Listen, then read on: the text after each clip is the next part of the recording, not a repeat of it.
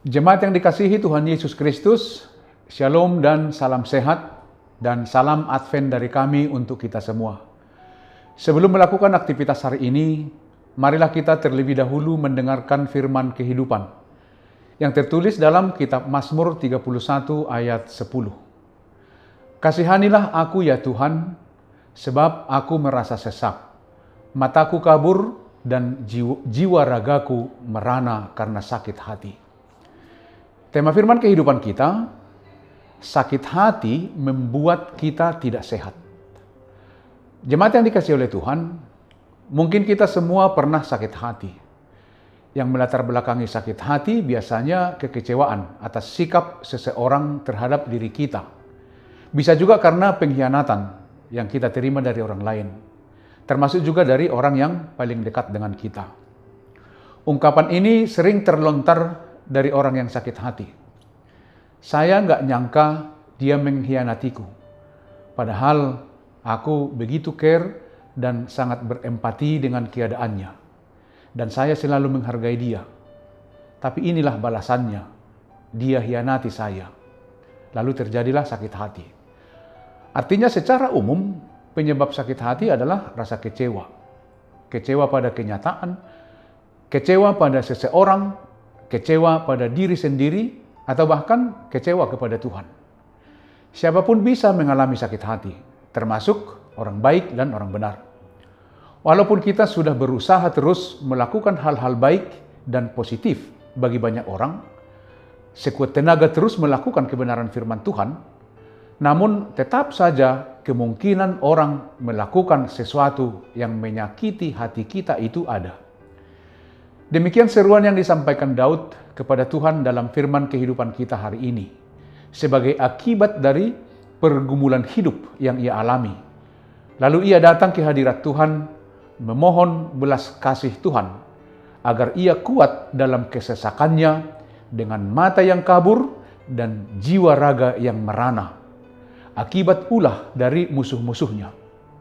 Tindakan Daud memohon belas kasih Tuhan atas sakit hatinya adalah tindakan yang tepat, sebab membiarkan dan memelihara sakit hati itu akan menjadikan kepahitan, dendam, dan kebencian bagi dirinya.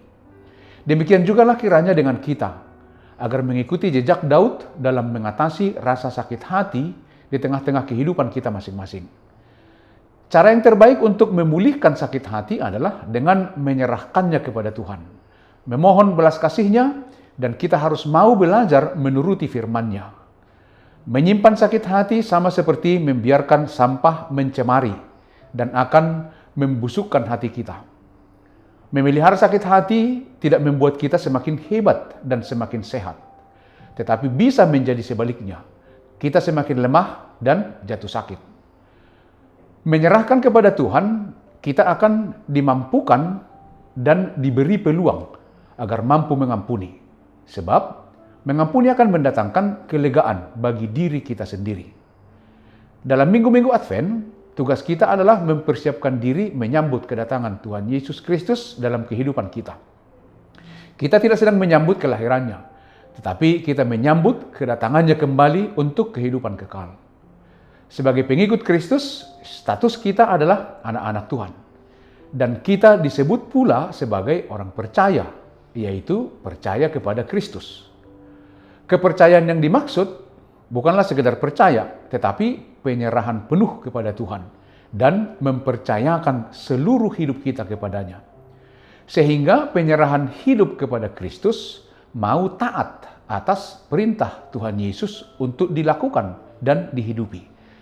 Sehingga jika kita memohon belas kasih Tuhan untuk menolong kita mengatasi rasa sakit hati, maka kita juga harus sadar bahwa kita harus bersedia membuka hati bagi orang yang telah melukai hati kita.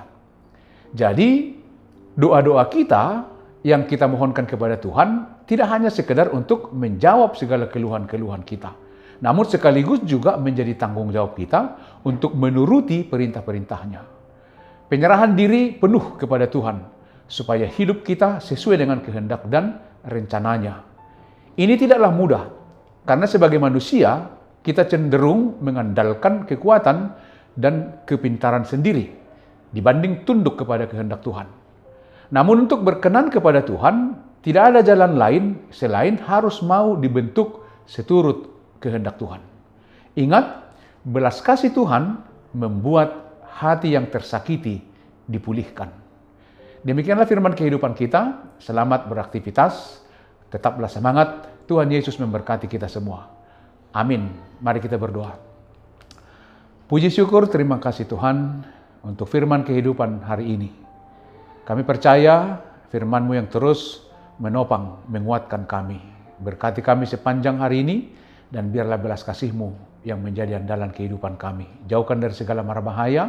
Terpujilah Engkau di dalam Kristus Yesus. Kami berdoa dan mengucap syukur.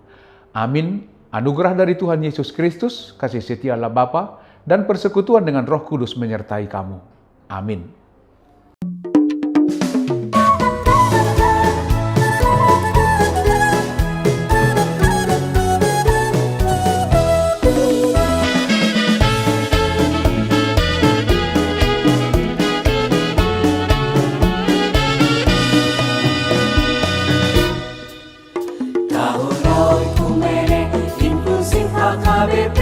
Proaktif menghadirkan kebaikan Allah, jauhkan diskriminasi dan juga rasis, agar terjaga kedamaian.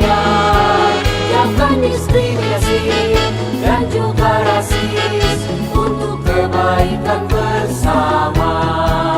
Kota Yesus waktu di bumi harus mengasihi musuhmu, agar sempurna kehidupanmu seperti Allah Bapa.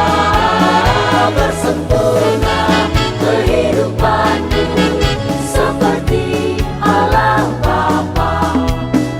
Okumene mempersatukan umat manusia di bumi. Okumene selalu membebaskan orang tertindas dan termarginal. Kita semua saling mengasihi sesama manusia. Apapun adanya kita wujudkan keutuhan ciptaan Tuhan.